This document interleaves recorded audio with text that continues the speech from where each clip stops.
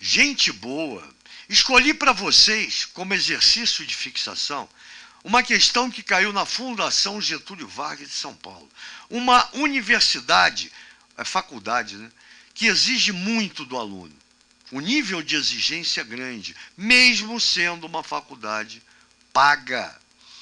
Então o enunciado diz, em um conversor catalítico, todo mundo já ouviu falar em catalisador, né, de carro, usado em veículos automotores em seu cano de escape, para redução da poluição atmosférica, ocorrem várias reações químicas, sendo que uma das mais importantes é monóxido de carbono gasoso, MOL, reage mais meio mol de oxigênio gasoso, produzindo 1 mol de gás carbônico gasoso.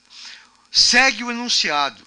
Sabendo que as entalpias das reações citadas abaixo são, aí ele me dá a reação e o ΔH, reação 2 e o ΔH, primeira e segunda. E continua. Pode-se afirmar que a reação inicial é CREO. Reação inicial é essa, né? Então, olha só, esse tipo de questão, ele replica em qualquer banca de vestibular. E o raciocínio é o mesmo para toda a questão igual a essa, com a ideia igual a essa. Essa, como eu falo, não cai mais. Mas você vai ver que várias questões são iguaizinhas a essa. A análise que a gente fizer aqui, você vai fazer em qualquer outro tipo de questão que cair com essa ideia. Lei de Hess. Então, qual é o grande lance da nossa análise? O detalhe, ele me dá uma equação, que é a mais importante, e ele pede para essa reação a variação de entalpia, o ΔH. Nota que ele não deu. E para eu poder calcular o ΔH desta reação, ele me dá etapas sucessivas de outras reações. Lembra do gráfico que a gente analisou? A gente podia analisar o ΔH da reação direta, uma única etapa, ou reações, várias reações sucessivas. E aí o ΔH dessas várias reações sucessivas, bastava, para calcular o ΔH final, bastava somar o ΔH de cada uma delas. É isso que é a ideia principal da nossa questão. Muito bem. Então eu tenho que chegar nesta reação. Como ela é mais importante, eu vou chamar de reação mãe. Olha que legal a análise. Eu vou olhar para cá e olhar para cá. Primeira coisa fundamental. A quantidade 1, meio e 1 tem que aparecer na reação quando eu simplificar essas duas. Eu tenho que fazer tudo aqui para sair nessa reação.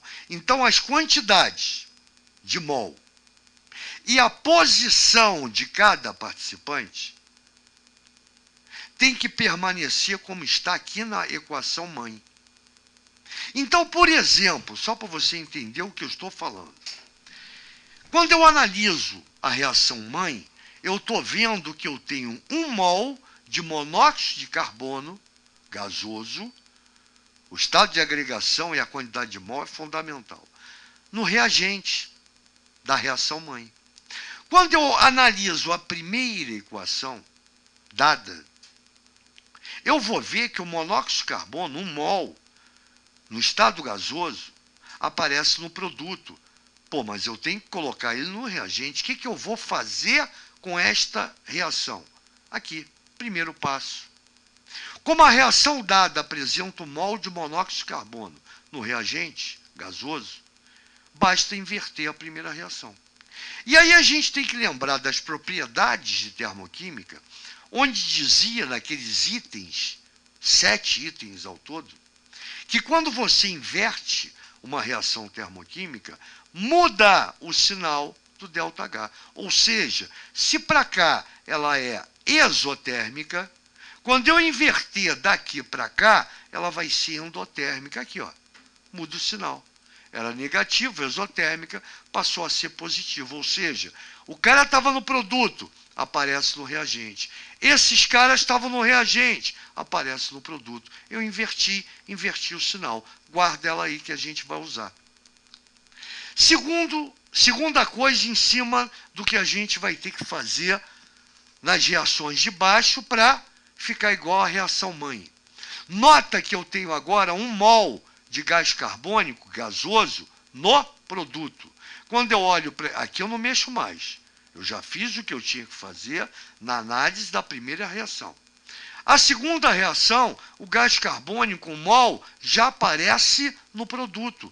Aqui, segundo passo, repete a segunda reação, pois já apresenta 1 mol de gás carbônico gasoso no produto. Como está aqui, eu coloquei aqui da mesma maneira. Quem está no reagente está no reagente, quem está no produto está no produto, o valor de ΔH é o mesmo. Então, lembre-se das propriedades de termoquímica.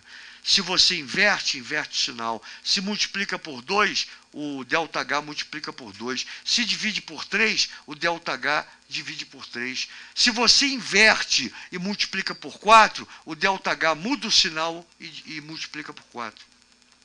É isso que ele quer para você sair aqui. É o que você acabou de fazer. Vamos ver agora a conclusão? Vou pegar a reação que eu inverti, ó.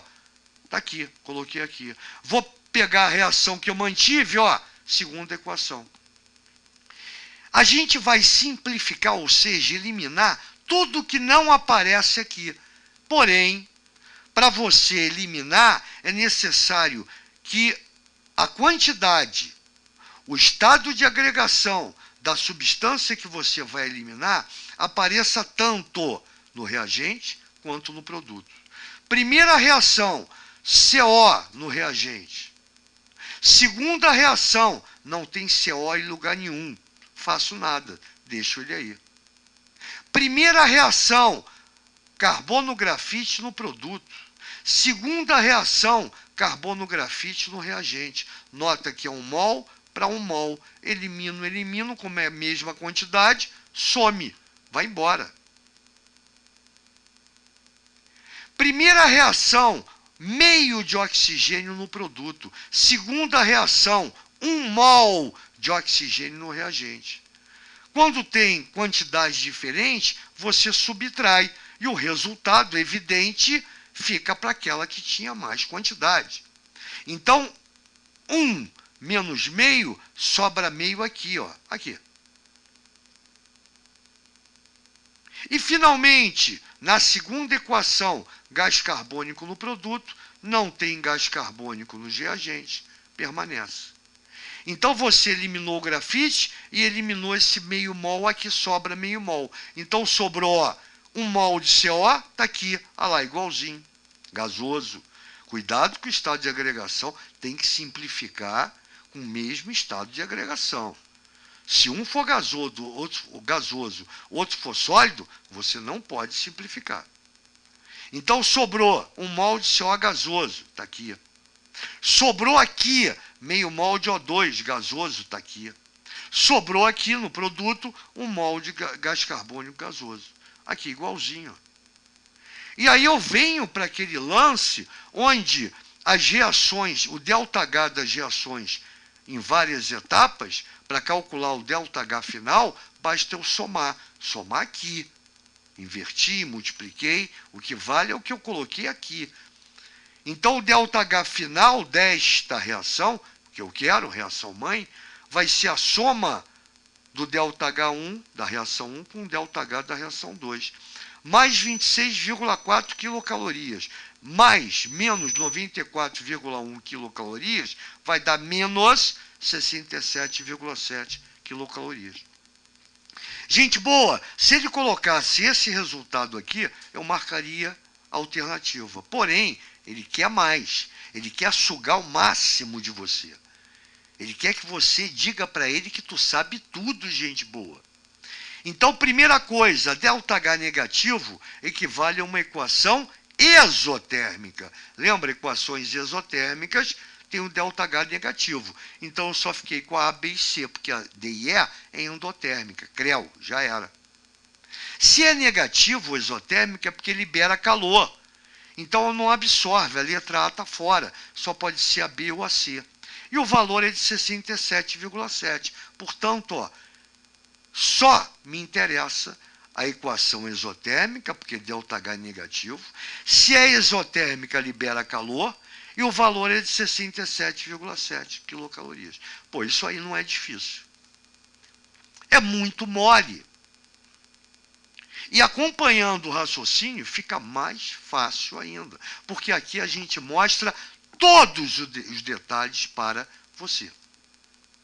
Tranquilo, gente boa? Então essa é a aplicação da lei de Hess. Como eu sempre falo, essa questão, como está aqui, não vai cair de novo. Mas quando esse tipo de questão cai, é igualzinho. Só muda a reação e o ΔH. De repente a reação é a mesma. Ele só, em vez de cacau, ele vai dar quilojoule. Aí muda o valor. Gente boa, igualzinho, igualzinho, igualzinho. Valeu? Grande abraço e até a próxima. Grande questão, hein? Gostei.